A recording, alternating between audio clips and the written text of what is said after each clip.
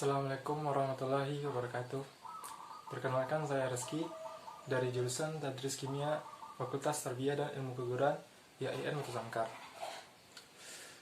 Pada kesempatan kali ini, saya akan menjelaskan tentang keselamatan kerja di laboratorium kimia. Adapun tujuan kita dari membahas ini adalah yang pertama, mengetahui dan memahami keselamatan kerja di laboratorium kimia. Yang kedua, untuk menghindari terjadinya kesalahan atau kecelakaan saat melakukan praktikum kimia di laboratorium nanti. Adapun perlengkapan dan peraturan yang harus kita patuhi adalah yang pertama, sebelum masuk ke labor kimia, ada beberapa persiapan yang harus kita siapkan terlebih dulu. Apa saja? Yang pertama, menggunakan sepatu tertutup. Fungsinya untuk melindungi kaki kita dari tumpahan bahan kimia yang berbahaya. Yang kedua, menggunakan jas laboratorium. Jas laboratorium terbagi menjadi dua. Yang pertama, jas laboratorium sekali pakai, dan yang kedua, jas laboratorium yang dapat dipakai berkali-kali. Jas laboratorium berguna untuk melindungi tubuh kita dari tumpahan atau percikan bahan kimia yang berbahaya. Yang ketiga, menggunakan kacamata khusus. Kacamata khusus berfungsi melindungi mata kita dari bahan atau zat kimia yang berbahaya di labor nanti. Bagi teman-teman yang sudah memakai kacamata, tidak perlu lagi menggunakan kacamata khusus, karena fungsinya sama, yaitu melindungi mata. Kemudian, menggunakan masker. Di labor nanti akan banyak zat yang berbahaya jika masuk ke dalam tubuh atau terhirup oleh hidung, maka perlu menggunakan masker untuk melindungi kita dari ancaman penyakit yang berbahaya. Kemudian, melepas perhiasan. Kenapa harus melepas perhiasan? Karena kalau kita membawa perhiasan ke dalam laboratorium, dikhawatirkan logam yang ada di perhiasan akan bereaksi dengan bahan kimia yang terdapat di laboratorium. Kemudian, memakai sarung tangan. Di labor nanti, kita akan banyak berkontak langsung dengan bahan-bahan yang berbahaya. Maka dari sebab itu, kita perlu melindungi tangan kita dari bahan-bahan kimia yang berbahaya. Peraturan di laboratorium kimia. Ada beberapa peraturan yang harus kita patuhi di laboratorium kimia. Yang pertama, datang tepat waktu. Yang kedua, bertanggung jawab. Yang ketiga, harus mengikuti instruksi. Yang keempat, tidak boleh makan dan minum, karena di labor ada banyak zat-zat yang tidak boleh, atau apabila masuk ke dalam tubuh akan menyebabkan penyakit serius, bahkan menyebabkan kematian. Maka tidak boleh makan dan minum di laboratorium. Yang kelima, membuang limbah dengan benar. Yang keenam, melaporkan kejadian apapun ke asisten praktikum, laboran, ataupun dosen pembimbing praktikum. Hal-hal yang perlu diperhatikan saat kita praktikum adalah yang pertama, bahan-bahan kimia yang digunakan jika berlebih jangan dimasukkan kembali ke dalam botol. Ini bertujuan agar zat yang di dalam botol tidak terkontaminasi dengan zat yang telah kita pakai sebelumnya. Yang kedua, zat kimia yang dipanaskan tidak boleh diarahkan ke wajah atau ke orang lain. Yang ketiga, larutan kimia yang tumpah harus segera dibersihkan.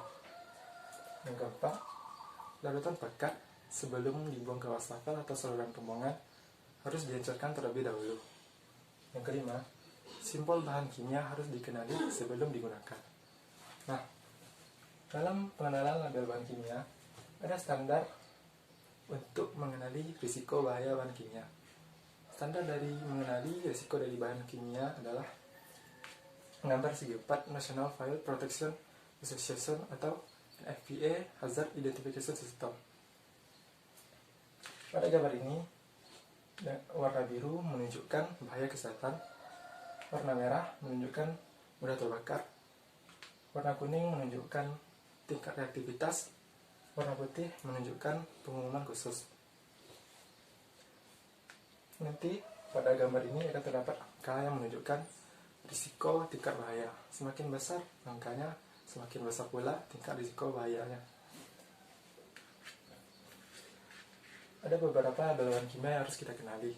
Yang pertama, eksplosif, artinya mudah meledak. Contohnya, asam sulfat.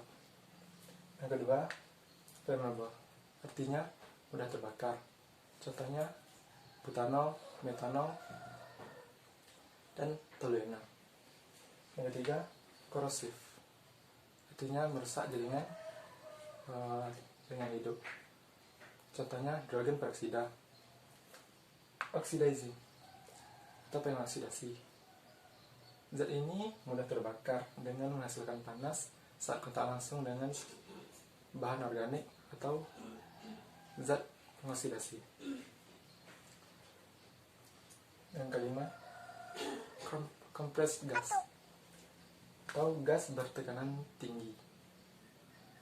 Ini bisa kita temukan di gas perpilaan seperti karbon dioksida, helium, dan nitrogen. Toksik, artinya beracun.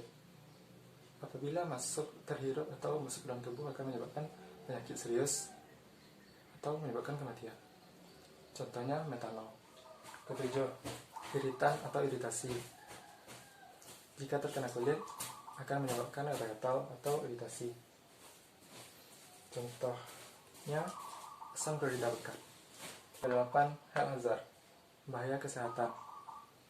Contohnya hidrogen peroksida. Yang kesembilan, dangerous for environmental, artinya berbahaya bagi lingkungan. Contohnya N-heksana. Kegiatan selesai praktikum. Yang pertama, setelah kita praktikum, bersihkan tempat kita bekerja dengan lap, tisu, atau alkohol bila diperlukan. Yang kedua, lepaskan sarung tangan dengan benar lalu buang ke tempat sampah. Yang ketiga, lepaskan masker dengan benar lalu buang ke tempat sampah.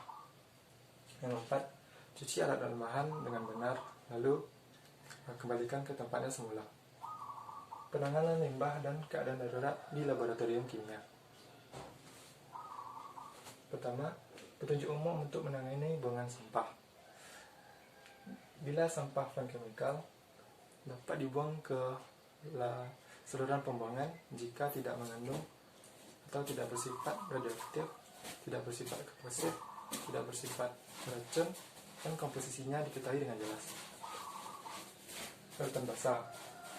Limbah larutan basah sebelum dibuang ke saluran pembuangan harus dinetralkan terlebih dahulu. Larutan asam.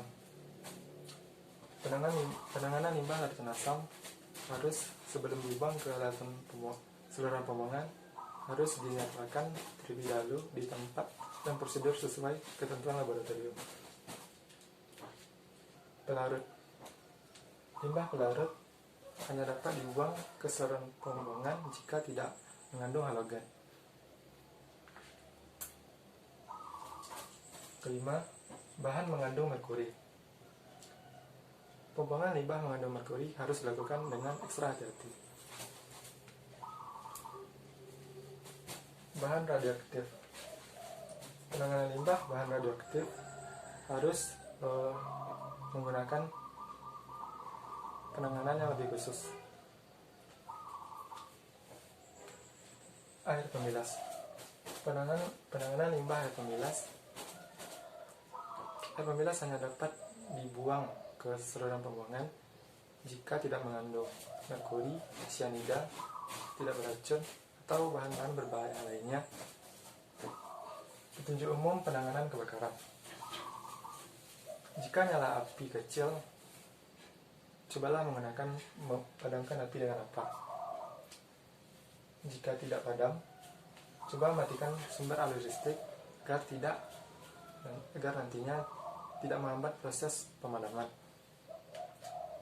Yang ketiga, lokalisasi api. Ini bertujuan agar api tidak merambat ke bagian yang mudah terbakar lainnya. Keempat, jika api mulai membesar, panggil segera pemadam kebakaran. Yang kelima, bersikap tenang dan jangan mengambil tindakan yang membahayakan diri kita maupun orang lain. Penanganan terkena asam. Jika kulit terkena asam, jangan panik. Cari sumber air, lalu bersihkan dengan air selama 10-20 menit. Kemudian siram dengan larutan Na2CO3 dan bilas lagi dengan air. Bila terkena mata, bawa korban ke saluran air dan bilas mata lebih kurang 10-20 menit. Jika masuk ke mulut, kumur-kumurlah selama 10-20 menit. Baiklah, hanya itu yang bisa saya sampaikan.